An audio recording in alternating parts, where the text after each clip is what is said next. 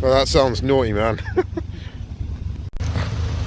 Right, so I've just had a stage 2 on this car, and as you can see, I've got a new condenser back there. My old one was completely smashed in. It had loads of stones that hit by animals, all sorts of stuff. It was obliterated.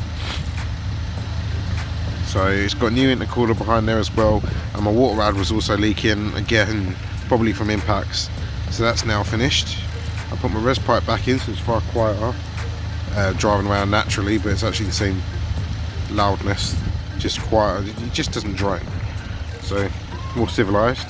Hey guys, so I haven't had a chance to wash my car, so I'm not going to show you the rest of the car because it's an absolute mess at the minute. Just here today to talk about my stage 2, just so people are aware of how I feel on it. Would I do it again, all the rest of that stuff? So first of all, do I like it? Yeah, I love it. I would, in terms of performance, give it, for the Golf as well and what it can do, 10 out of 10. But would I have it again? I'd probably go stage 1 if I had the choice, or probably would have just waited and maybe done a stage 3 on a Golf R or something like that, maybe on a completely different car. Just because for the extra 30 brake on a stage 2. So I mean, you can get Golf R stage 1 it and it's 370 brake, whereas Golf GTI, to even get close to that on stage 2, you know, it's more money, more hassle, more maintenance. Personally, I think no, I would definitely wouldn't do stage 2 again, but I do like it.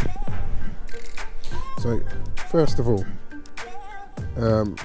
what's needed? So on your stage 2, you need your downpipe, your intercooler, and some bolt-ons can help as well if you've got them.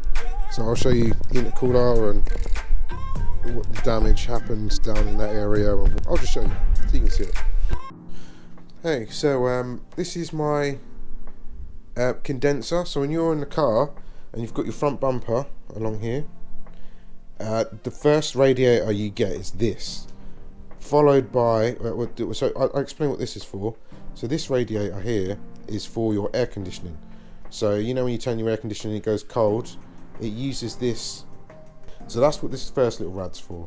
The one behind it is your intercooler on the Golf, which is somewhat restrictive because it's not very big, it's quite small. And after that it's your water rad. So what happened to me, and I noticed it actually affected my temperatures, where this is so battered. Let's see if I can get some light on it and you can actually see how battered it actually is.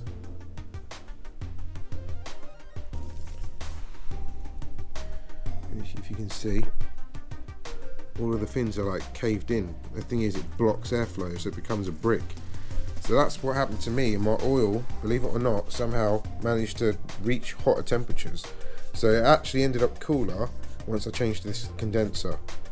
I don't know where the all rad is, but my temperatures don't go above 100, whereas before I changed all of this, it was hitting 115 at max. I mean, if I was hard on the car.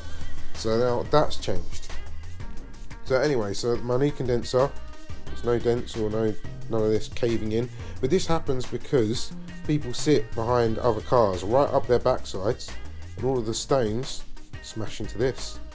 And you see these rails in between, the little rails, if they get hit, your aircon's finished. So yeah, there's something to be very mindful of. So I changed mine, but I had to, because this is battered. This has literally seen better days.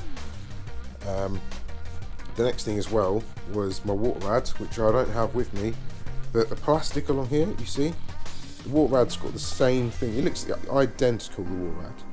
And on my water rad, there was like a fracture here, so I was losing water. I thought I had the dreaded water system problem, but actually I didn't. It was just a crack on the rad. So I had to have the rad changed. I had to change this, and I thought, well, I'm already changing this stuff, and this thing's a pain in the backside to get to, so why not just change the intercooler? So I did that, and because I'd done that, and I was going to get the car mapped anyways, I went for a stage 2, because I've got what I needed for a stage 2, so why not? So that was my my reason behind the stage 2, and this is the things that I changed obviously before the stage 2. APR sports car. Oh, hello.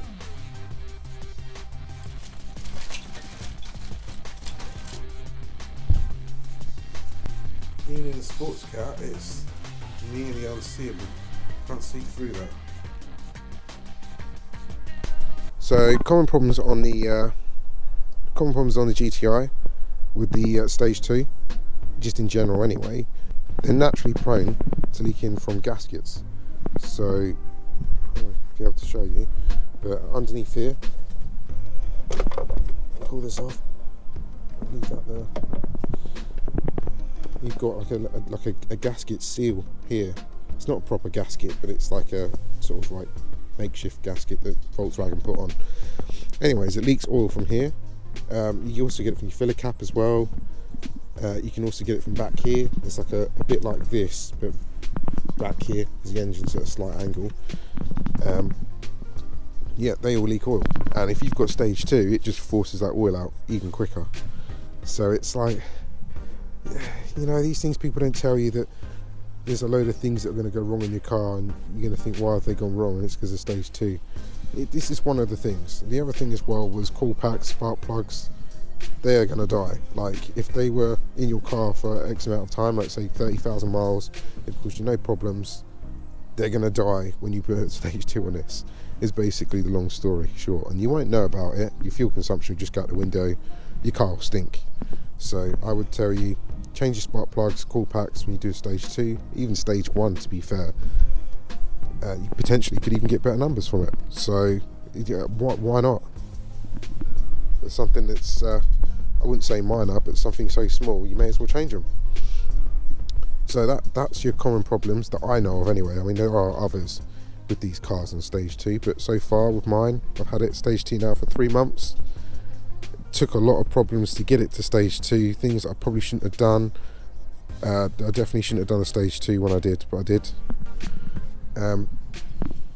So that's that. We can forget about that now. That's common problems done. Yeah. So performance versus stock, or even stage 1 for that matter. I mean, these things down real quick. It will eat a standard Golf alive, but not below 60. This is the problem. Front wheel drive cars, anything below 60. Once you hit about 250 brake, it comes down to the driver's ability to get quicker between 0 to 60, because they will spin up. That's the main problem. I know these Golfs are pretty good at handling that, but still, it still spins up.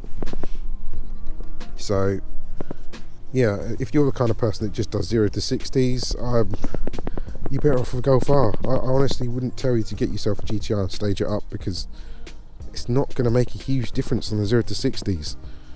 Not a huge difference. So yeah, when I had my white Golf on stage 1, I done a launch with that, and the car didn't like the launch.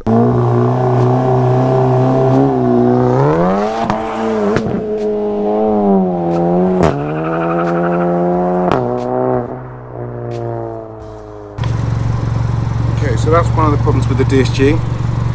With it mapped on front wheel drive, it basically over revs, and the car panics when it sees it's over revving, it cuts the power, and then enables it to come in. So let's see if we get anywhere. But planting your foot with front wheel drive is usually impossible, put it that way. I don't dare do it on stage 2, you can forget that. I'm definitely not doing a launch in this car.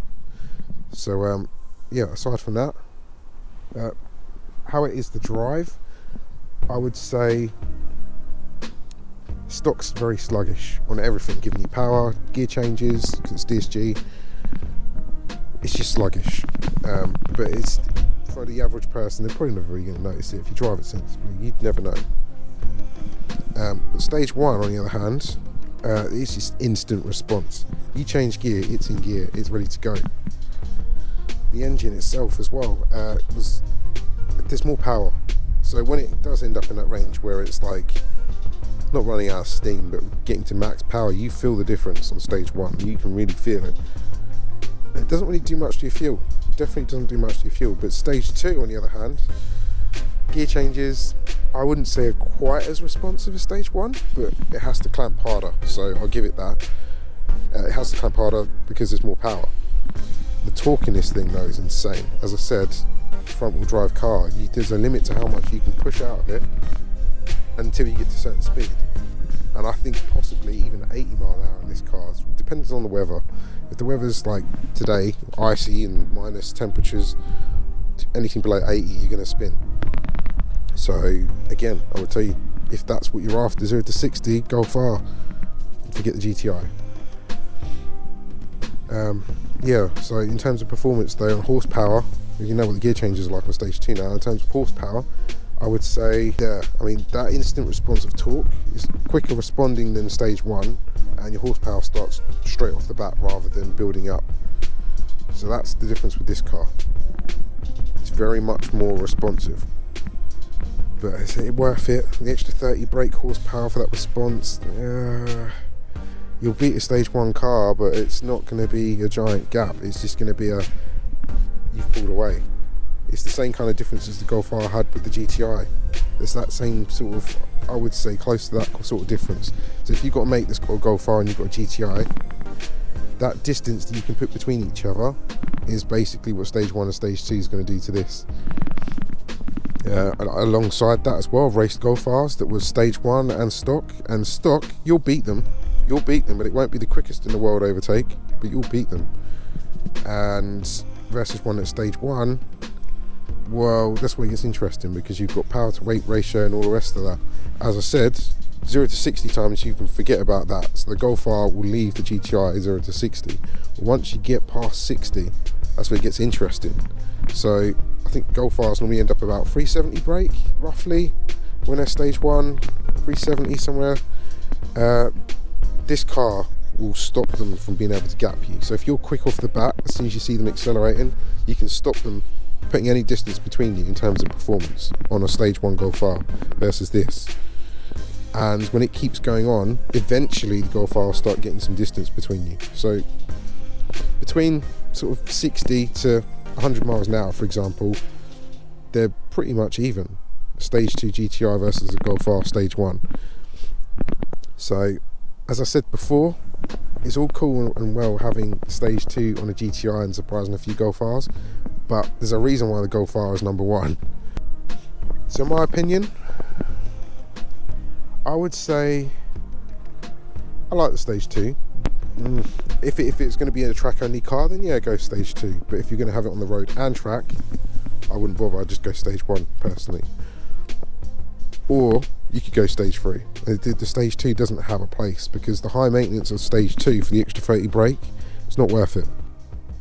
On the performance side of things, that if I was going to have a car as a daily car, to be honest, it'd be a stock Golf R if I've had to choose one with performance. But this, as a daily driver, stage 1 and leave it alone. 300 brakes, the sweet spot for getting fuel efficiency, a daily driver that's affordable and all the rest of it without too much maintenance, stage 1.